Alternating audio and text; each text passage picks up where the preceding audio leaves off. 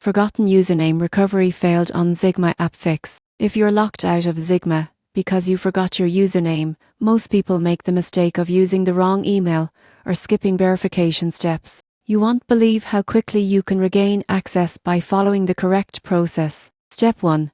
Open the Ziggma website or app and select Forgot Username. Enter the email associated with your account. Ziggma will send a recovery email containing your username or a secure link to reset your login credentials. Step 2. Check every email folder, including spam, junk, and promotions. Recovery emails often end up there. Avoid sending multiple requests too quickly, as this can temporarily block your account. Step 3. If your registered email is no longer active, gather verification information like your full name, subscription plan, or recent portfolio activity. Contact Ziggma support directly with these details to expedite recovery. Step 4.